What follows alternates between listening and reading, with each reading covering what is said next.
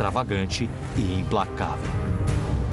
Göring se tornou viciado em riqueza e poder e estava disposto a obtê-los de qualquer maneira.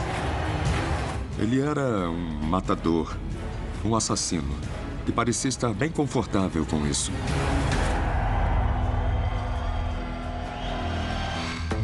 A maioria das pessoas da minha geração não entende como, há 70 anos, um pequeno grupo de nazistas conseguiu iniciar uma guerra que matou 60 milhões de pessoas. Eu quero descobrir. E para me ajudar, eu vou usar cartas de baralho.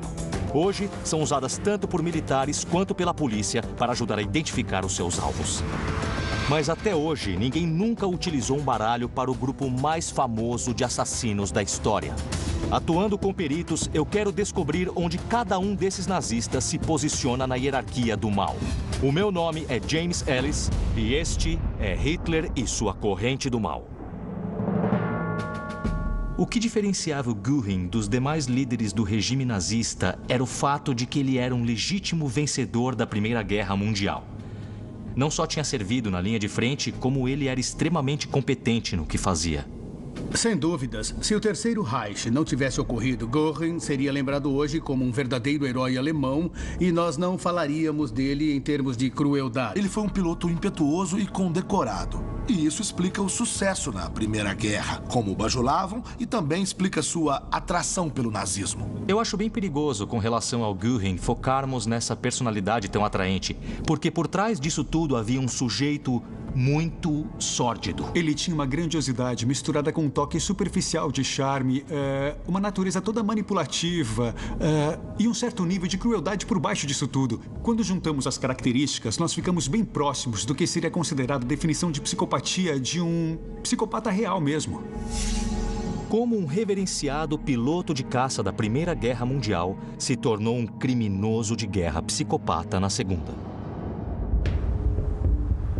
Eu vim para a Alemanha para descobrir. Que avião é esse? Este é um biplano Otto. Eu estou com Joshua Fink, um curador do Museu Aéreo Flugwerft Schleinsheim, que fica próximo de Munique. Eu quero saber mais sobre a vida de Göring como piloto. Göring começou a carreira de piloto em um avião de reconhecimento como este aqui. Era muito perigoso voar em um avião desses naquela época? Bom, primeiramente, era perigoso porque a fuselagem é de tecido. Um tecido especialmente feito e pintado com uma cola especial. O problema é que essa cola não resistia muito em contato com a água. Entendi.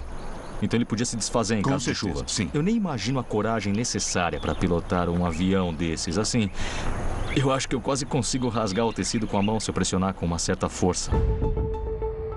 Göring se alistou primeiro na infantaria, mas logo percebeu que havia pouca glória ao batalhar nas trincheiras e conseguiu ser transferido para a divisão aérea. É preciso lembrar como era assustador ser um piloto durante a Primeira Guerra Mundial. Era uma forma incrivelmente primitiva de combate, bastante arriscada. Os índices de mortes eram altíssimos para ambos os lados. Era tão difícil pilotar os aviões que morreram mais pilotos durante os treinamentos do que em combate. E o combate em si era extremamente perigoso. Basicamente, era o prelúdio das rinhas de cães. Se fosse uma situação de combate, iam ter pessoas atirando em você. E dá pra ver como seria fácil esse negócio despencar no solo se fosse atingido por qualquer coisa. Era o dever deles voar e também entrar em conflitos, mas por outro lado, eu acho que foram bem corajosos e um pouquinho loucos, não é? Certamente eu não teria conseguido. Não. Voos de reconhecimento eram bastante arriscados, mas não proporcionavam a honra e a adoração que Göring buscava. Ele queria ser visto como um herói e se destacar entre os militares seria para ele um jeito de alcançar essa honra e esse nível de distinção. A melhor forma de se destacar era matando inimigos. Então Göring se transferiu para o esquadrão de caça. E nenhuma séria lesão no quadril o deixou fora de ação por muito tempo. A guerra cai bem para algumas pessoas. E Göring era uma dessas pessoas que se sentia em casa no campo de batalha. No caso dele, no campo de batalha aéreo. Ele adorava se exibir, ele adorava ser corajoso. Eu acho que ele amava a guerra. Era parte da sua personalidade. O que eu tô procurando é um avião que o Goering pilotou no final da guerra e eu sei que tem um aqui. Está logo ali na frente. É um Fokker D-7. Ah, é esse aqui? Sim. Perto do fim da Primeira Guerra, a tecnologia da aviação já tinha avançado bastante. Esse era o top de linha em 1918? Sim, era algo por aí. Nossa, como a tecnologia mudou. O Fokker D-7 era o avião mais avançado daquela época, bem superior ao que os aliados tinham. Mas os pilotos ainda precisavam ser exímios multitarefas. Eles pilotavam e tinham que atirar em objetos que se moviam pelo ar. Fazendo várias coisas. Porque eles não só atiravam, também tinham que lidar com o combustível, os flaps, as asas e tudo mais. Eles tomavam tiros de outras pessoas e ainda tinham que chegar a metros de um alvo com essa aeronave para terem uma chance de derrubar alguém a tiros. Sim. Era isso. O que era uma loucura. Para qualquer um. Isso é tudo muito maluco, mas é incrivelmente impressionante. Os pilotos da Primeira Guerra eram chamados de Cavaleiros do Céu, e por um bom motivo. Eram muito corajosos e também seguiam um código de honra que era respeitar um ao outro. Mas eles também se valorizavam e se glamorizavam. O fato do Goering ter conseguido derrubar 22 aviões inimigos, com esse tipo de aeronave, com tecnologia precoce, realmente mostra que ele deve ter sido um verdadeiro herói de guerra. Pode chamar ele de herói ou do que for, ele foi um piloto habilidosíssimo. A habilidade e a ousadia de Goering foram reconhecidas oficialmente. Ele se tornou um dos militares alemães mais condecorados. Mas a medalha que lhe dava mais orgulho e que ele sempre usava no pescoço era Pour le Mérite, de honra ao mérito. Era a mais alta honra germânica possível de se receber. E todos os que tinham essa medalha eram meio que celebridades, eram estrelas de cinema da época. Ela mostrava a bravura máxima.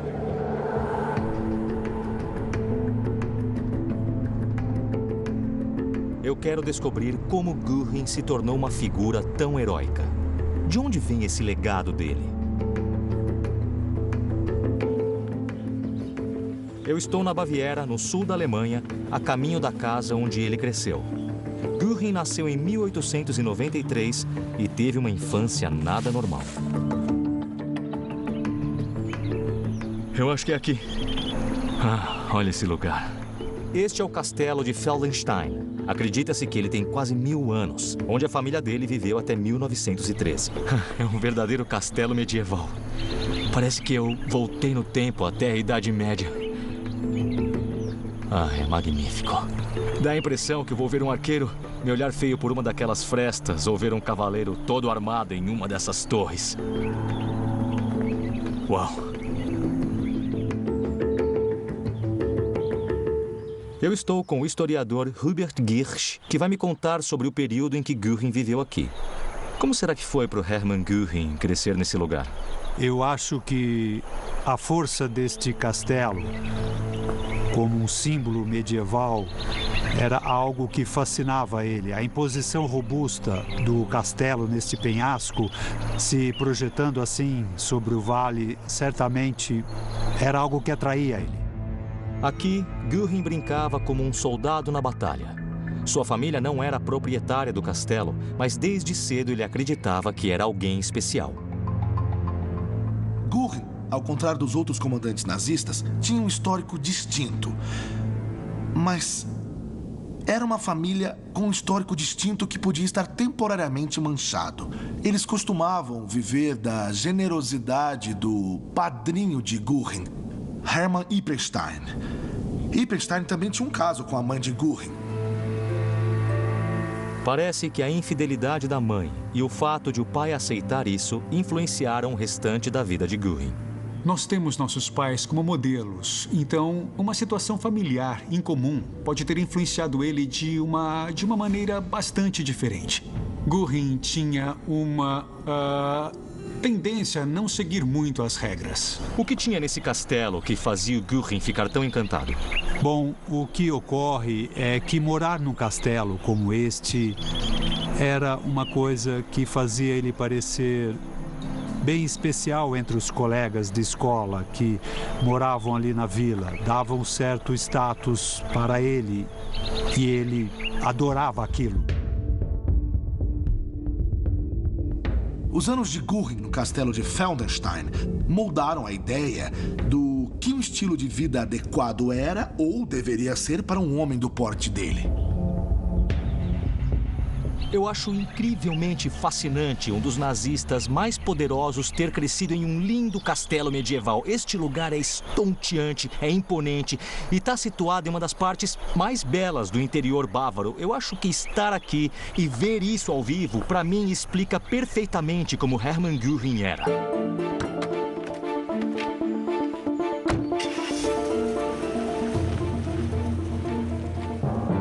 Quando era garoto, Göring sonhava com a fama militar.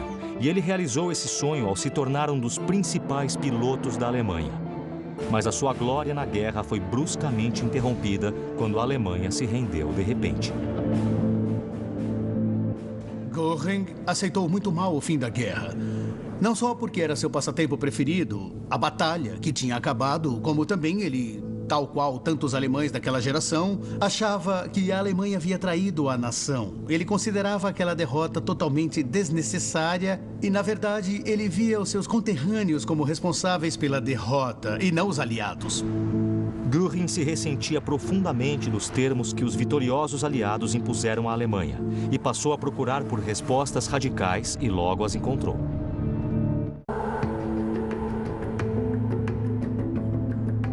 Hermann Göring foi um herói e um criminoso de guerra. Eu estou em uma missão para descobrir onde Göring se encaixa na corrente do mal do nazismo. Eu vim para Munique, onde o relacionamento dele com Adolf Hitler começou. Nossa, é lindo demais. É, um espaço desse disponível no meio da cidade.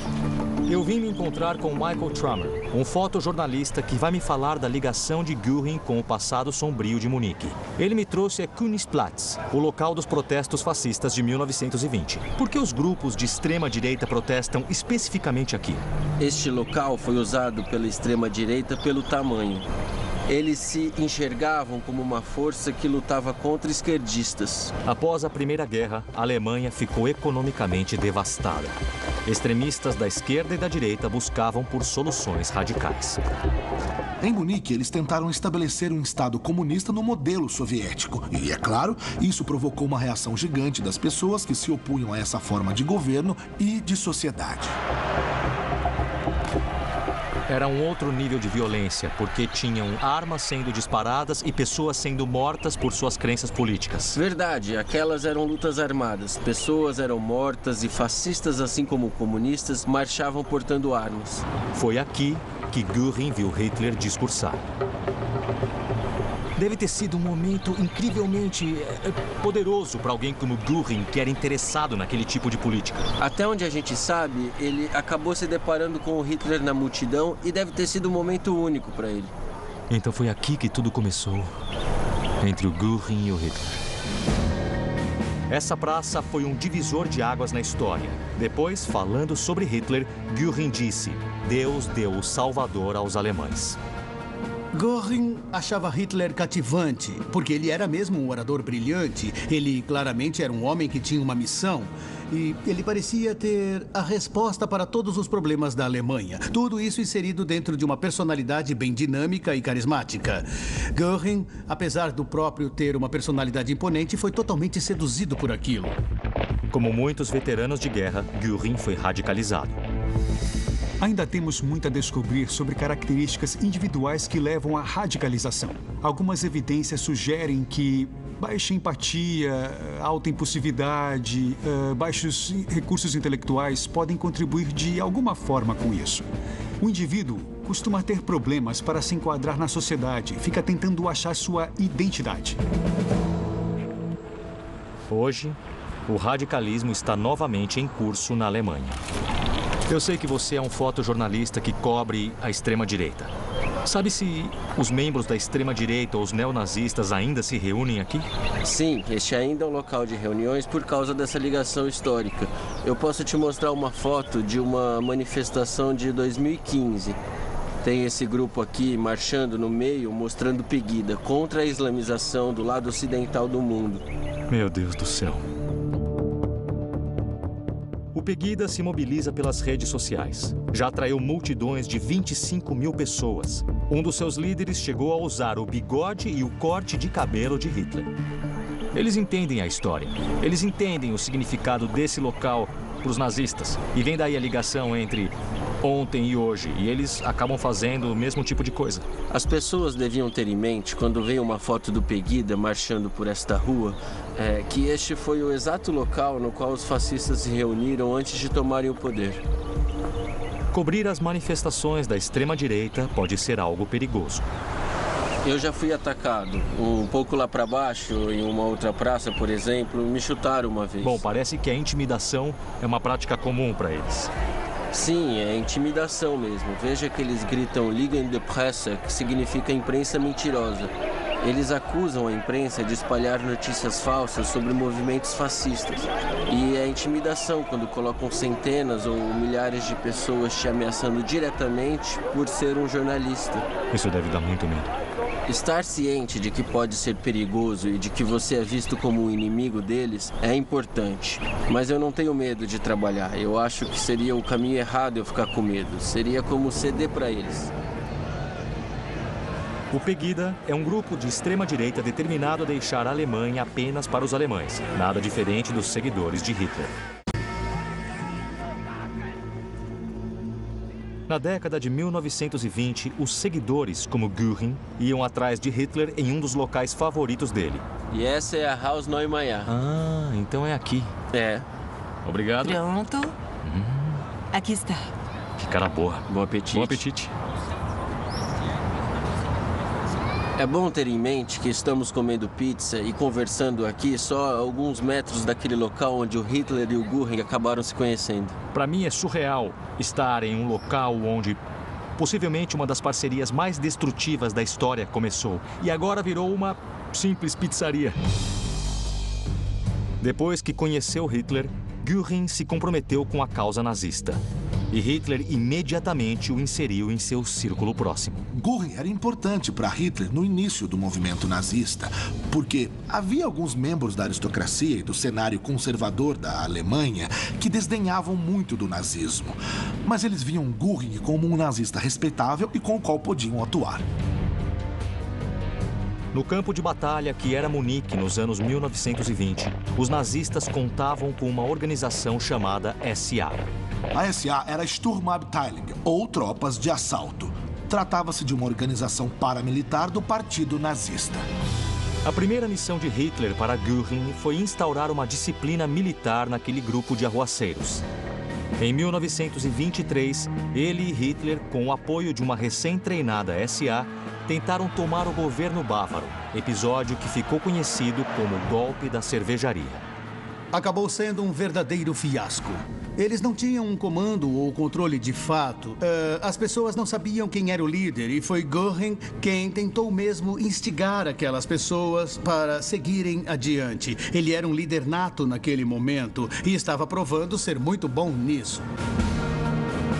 Eu estou no lugar onde a tentativa de golpe de Hitler e Göring chegou a um fim violento.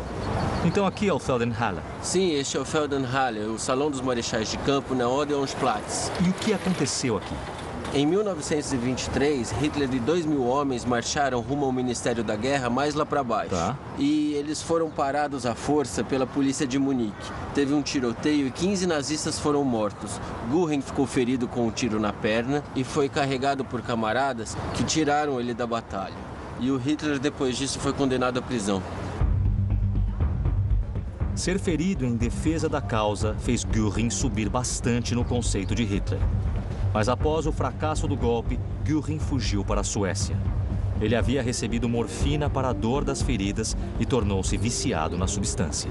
Além do vício por morfina, havia a questão da saúde mental de Göring naqueles anos. Ele foi internado em uma instituição sueca, segundo ele, para tratar o vício em morfina. Mas é possível que tenha sido por questões de saúde mental. Göring era tão violento que precisou ser colocado em uma camisa de força. Ele conseguiu se livrar do vício, mas só por um tempo. Hermann Göring passou 4 anos no exílio e, quando enfim retornou, deu início ao reino de terror do nazismo. Tudo começou em Berlim. E é para lá que eu estou indo. Para onde você está me levando? James, nós estamos olhando para o alicerce do quartel-general da Gestapo. Eu estou com a historiadora Stephanie Fischer para saber como Göring usou a temida polícia secreta, a Gestapo, para chegar ao topo do poder. Esta parte do prédio aqui era usada como uma prisão da Gestapo durante o período nazista. Eu sei que o Göring criou a Gestapo em 1933. O que ela era exatamente e por que ele a criou?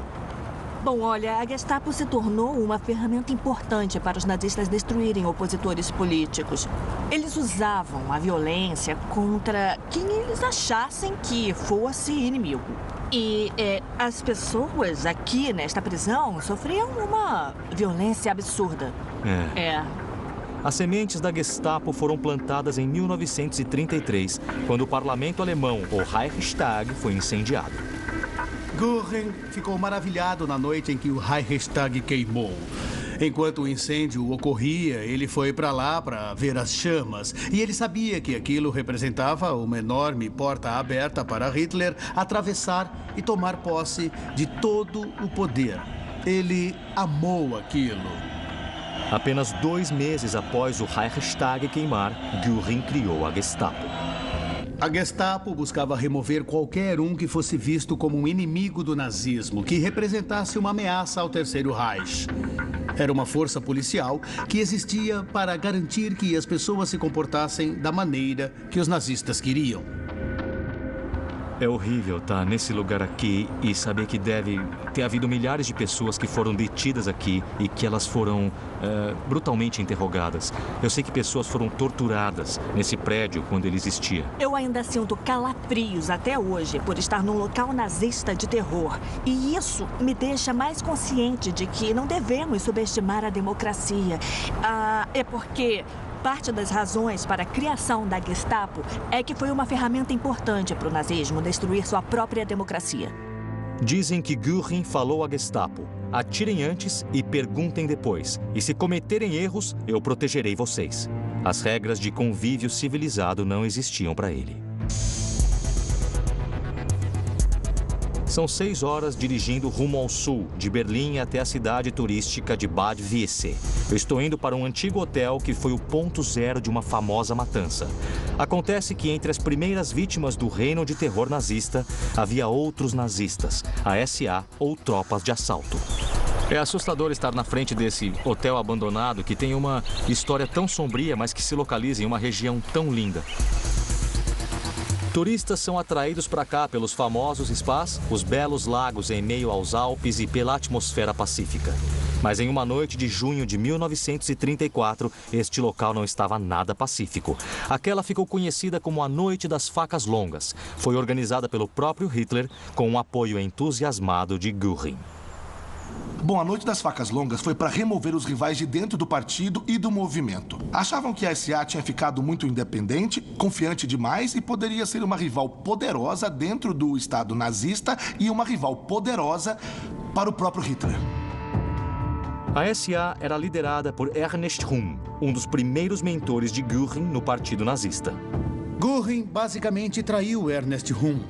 Ele era político suficiente para saber, assim, que para cair nas graças do Hitler, devia ajudar Hitler a se livrar dele. Foi a maior das traições. Isso mostra a crueldade dele e a disposição para fazer de tudo para consolidar o poder.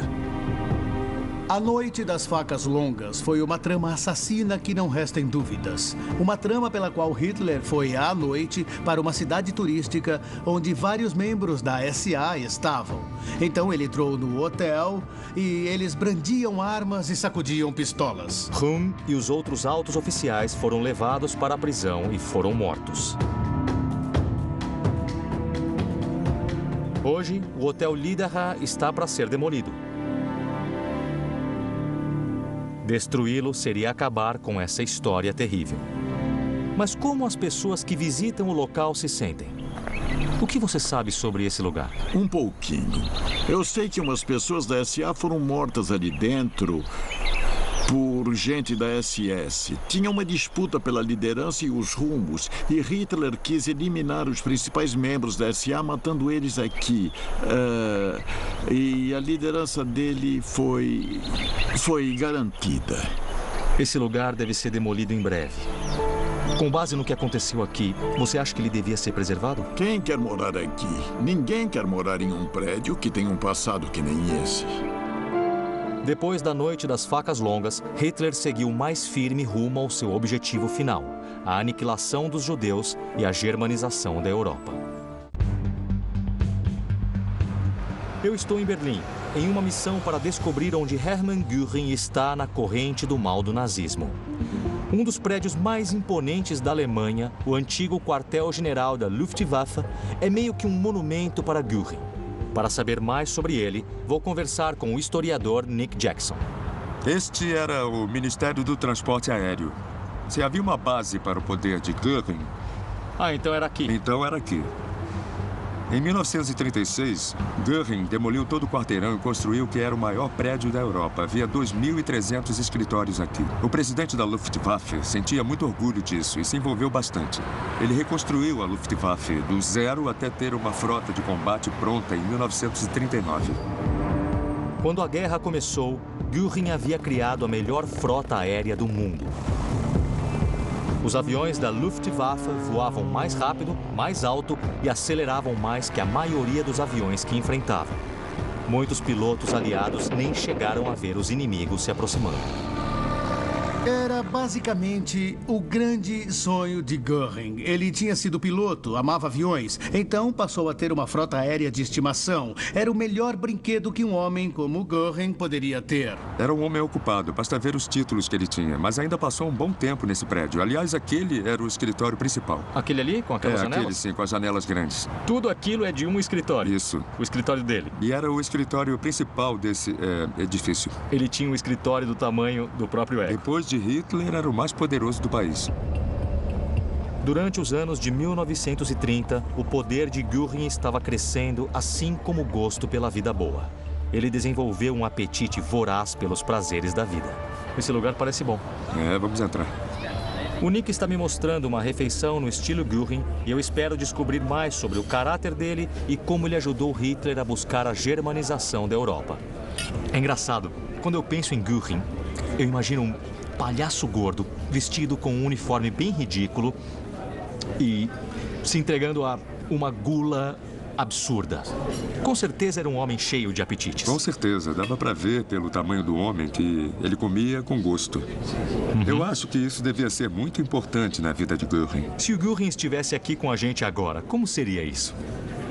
Eu acho que ele ia falar mais que todos e teria comido a comida toda. Era uma figura bem dominante. Tudo girava em torno dele, queria toda a atenção. É aquilo de estar no topo da montanha, mais alto que todos, e todo mundo ficar te olhando e pensando, mas que grande homem. Ele elevou a vaidade para um outro nível, Com certeza, com certeza. Eu acho que é até justo dizer que em todos os aspectos da vida ele foi extravagante, fanfarrão e totalmente exagerado. É possível que ele tenha sido o nazista mais simpático, mas sempre no pano de fundo havia um assassino frio. Um homem profundamente envolvido com crimes nazistas terríveis. Os crimes contra judeus são as atrocidades mais conhecidas do nazismo. Começaram nos anos de 1930, quando a perseguição aos judeus era uma política nazista oficial. Antes do Holocausto, houve a Kristallnacht. A Kristallnacht, ou Noite dos Cristais, foi uma noite de violência coordenada contra propriedades judaicas e cidadãos judeus pela Alemanha e a Áustria. Sinagogas foram incendiadas, lojas roubadas e as pessoas apreendidas e enviadas a campos de concentração. Göring, com sua ganância sem limites, não aprovou a destruição das propriedades. Pensando na Noite dos Cristais, ele teria preferido matar mais judeus e preservar alguns valiosos objetos e prédios. Ele chegou a falar para os judeus que eles deveriam pagar por aqueles danos. E isso mostra como era revoltante a personalidade dele. A Noite dos Cristais foi só o começo. Göring foi o responsável pela ordem que organizou os detalhes práticos do Holocausto. Em 1941, Göring assinou um documento autorizando a coordenação da chamada Solução Final para a Questão Judaica, o extermínio sistemático de judeus. A assinatura de Göring autorizando a coordenação de extermínios em massa foi um grande passo para a criação da política nazista, da perseguição ao genocídio. O Holocausto tem muitos pais, mas Göring foi uma das mais importantes de todas essas figuras. O que é especialmente abominável em Göring é que ele não era violentamente antissemita, no fundo. Ele executava medidas antissemitas para poder avançar na sua carreira política. O fato dele se predispor a ser parte dessas atrocidades apenas por ganhos pessoais é muito aterrorizante. Parece que as pessoas se desarmavam com a excentricidade de Hermann Göring.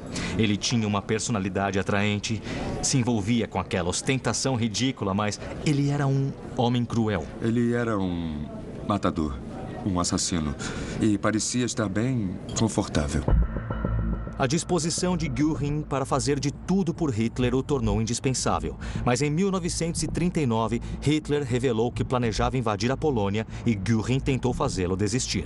Por que ele era tão contra a Alemanha iniciar a Segunda Guerra? Se a Alemanha perdesse, ele perderia todo aquele poder, as casas, os uniformes, a glória, as medalhas e a posição que ele tinha lutado tanto e sem escrúpulos para conseguir. O que havia de mais importante para Hermann Göring era ele mesmo. Hitler ignorou a opinião de Göring e declarou guerra, mas nomeou Göring como seu possível sucessor e marechal do Império. Era o último de uma longa lista de títulos que Göring acumulou. Ele os colecionava como outros colecionavam autógrafos. Quanto mais, melhor.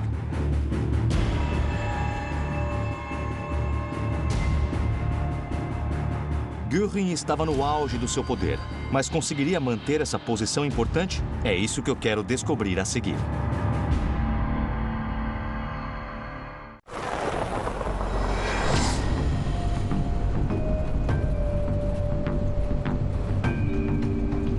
Estou 70 quilômetros ao norte de Berlim, em uma das maiores reservas naturais da Europa.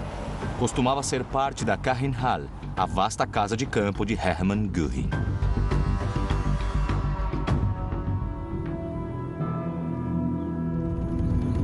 O que é isso? Isso é aqui? uma pedra. Vai achar várias dessas. Então esse é um pedaço original da construção? Sim, é original. Mas de onde é isso? Você sabe me dizer se é da parede. casa? Parte da parede? Sim. Nossa.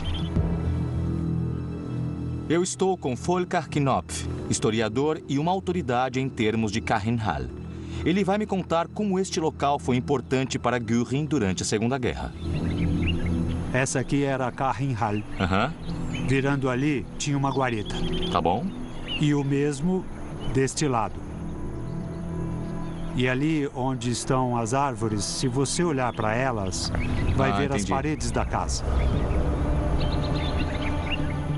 O prédio principal era bem aqui. É, e até onde a vista alcança. E foi totalmente engolido com certeza pela floresta. É. Mas na época era um parque. E era um parque enorme. E praticamente não havia árvores. Existem poucos indícios de que houve uma construção aqui. Sobraram apenas alguns túneis. Os prédios eram conectados por passagens subterrâneas. Então essa era uma ligação entre dois prédios. Isso. Para levar suprimentos. Isso aí. E aqui, neste buraco, nós podemos descer lá sem problema nenhum. E você vai entrar lá? Eu? Eu já conheço. Vai lá. Caramba, olha isso. Eu não entro aí de jeito nenhum. A Kachenhalle, que homenageava a esposa falecida de Göring, Karin, começou como um simples chalé. Em 1937, após anos em obras, virou um complexo palaciano. Tinha tudo o que Göring poderia querer, incluindo uma enorme biblioteca, salão de festas, piscina e até um zoológico particular. Göring queria que a propriedade fosse um santuário para Karin, mas na verdade era um santuário para ele mesmo. Aquele era um local na medida para, sabe, aquilo que ele quase se considerava um príncipe. Era meio que um palácio e combinava com o ego dele. A Carrinhal reproduzia as condições de vida boa e o estilo de vida ideais para um homem na posição dele e que ele conheceu no castelo de Feldenstein quando era jovem. Ele dava festas lá, ele recebia líderes estrangeiros. Era o local onde ele vivia uma vida extravagante de ostentação. A Carrinhal era cheia de obras de arte roubadas dos países ocupados pelos nazistas, uma das maiores coleções particulares do mundo. Também era um escritório extraoficial para o qual sua equipe vinha de Berlim para receber ordens. E o que você acha do Göring? Ele era o rosto jovial do nacionalsocialismo. Uma hora ele estava ali, sorrindo com um bochechão de criança, e meia hora mais tarde, ele poderia estar assinando uma ordem de pena de morte. Ele era assim, tinha muitas facetas. O começo da Segunda Guerra foi bom para Göring. Os nazistas tiveram vitória atrás de vitória, com a Luftwaffe liderando os ataques. Então vieram as derrotas. Era a missão de Göring destruir a Força Aérea Britânica, a Força Aérea Real, para abrir caminho para as barcas de invasão da Alemanha para que eles pudessem tomar as ilhas britânicas. Mas isso nunca aconteceu, porque a Luftwaffe falhou nessa missão e os britânicos conseguiram enganar Göring. Foi um fracasso terrível para ele. Göring havia feito uma promessa a Hitler de que nenhuma bomba jamais cairia na Alemanha. O outro grande fracasso de Göring e da sua Luftwaffe foi o fato de os britânicos conseguirem bombardear Ruhr, o coração industrial da Alemanha. Göring, um dos seus mais antigos lutadores, havia falhado 2 vezes. E aquele acabou sendo o início da queda de Göring rumo à insignificância do regime nazista. Göring ficou cada vez mais isolado do círculo próximo e cada vez mais recluso à Carrinhal e aquela vida de prazeres e ostentação. Göring escreveu: quem está aqui na Carrinhal sente a maior paz. Então isso mostra que ele vivia aqui como se não estivesse havendo guerra alguma. Göring ainda aparecia em eventos cerimoniais, mas até isso incomodava os colegas nazistas. Joseph Goebbels escreveu: tolos condecorados e almofadinhas perfumados não têm espaço na liderança de guerra. É um comportamento afeminado diante da situação atual. Perto do fim da guerra, quando o Reich começava a desmoronar, Göring foi junto. Ele se enfiou naquele meio que mundo do faz de conta, cheio de obras de arte roubadas, rodeado com todo tipo de bugigangas, um baú cheio de medalhas. E ele se descuidou completamente e também estava totalmente viciado em drogas. Basicamente, era um gordo viciado em drogas, um alcoólatra que tinha perdido completamente todo o respeito. Mas Göring ainda mantinha ilusões de grandeza. Já perto do fim da guerra, Göring mandou uma mensagem para Hitler que basicamente dizia: se não me der notícias até o dia tal, vou presumir que está incapaz de manter suas funções de Führer e assim eu vou tomar o controle e o comando do Reich. Hitler tomou aquilo como uma enorme traição e acabou sendo a última pá de cal no caixão no que diz respeito à relação de Hitler com Göring. Com o exército russo se aproximando, Göring colocou suas posses saqueadas em local seguro e fugiu, ordenando a destruição da Carrinhal. Göring se entregou aos norte-americanos e esperava ser tratado como um representante do lado derrotado. Em vez disso, foi preso por crimes de guerra. É interessante que quando Göring foi enfim capturado, parece que ele acreditava que merecia uma homenagem, em vez de ser condenado. Ele acreditava nisso. Uma possibilidade em que acredito é que o alto consumo de drogas levou a um delírio crescente na maneira de pensar. Göring foi condenado à morte e sabia que ia ser enforcado. Só que ele ainda tinha uma carta na manga e conseguiu usar ela direitinho. Ele tinha uma pílula suicida. O corpo dele foi descoberto quando um guarda olhou pela abertura da cela e em seu rosto havia um tipo de sorriso macabro, como se estivesse rindo por último. A minha viagem a Carrinhal me deu a última peça do quebra-cabeça que foi Hermann Göring. Agora está na hora de eu, enfim, determinar onde essa figura complicada se encaixa na corrente do mal de Hitler. Ele assassinou e saqueou por toda a Europa e assassinou e saqueou seus conterrâneos. A minha visita à Alemanha me ajudou a formar meu entendimento sobre a posição de Hermann Göring na hierarquia nazista. Agora está na hora de nós decidirmos onde ele deve ser colocado dentro do nosso baralho especial. É o mesmo baralho que a polícia utiliza hoje para classificar os assassinos mais perigosos. Este é o Hitler e sua corrente do mal. Guy, o que você acha de Göring enquanto pessoa? Francamente, eu acho meio difícil não ser atraído por ele. Eu acho que ele tinha um charme muito forte. E isso é o que torna a personalidade tão perigosa. O fato dele saber seduzir, de conseguir enganar. Ele convencia as pessoas e ainda as mandava para um campo de concentração. Göring mascarava sua brutalidade com charme. Ele se enxergava como um homem de ação impetuosa e um diplomata discreto que podia usar qualquer situação a seu favor. Um lugar que, na minha opinião, exemplificava essa personalidade foi Kachenhal, que na época era um palácio cheio de riqueza e ostentação. Anthony, por que Göring era tão obcecado pela riqueza? Göring tinha uma noção bem peculiar da vida apropriada para um homem naquela posição.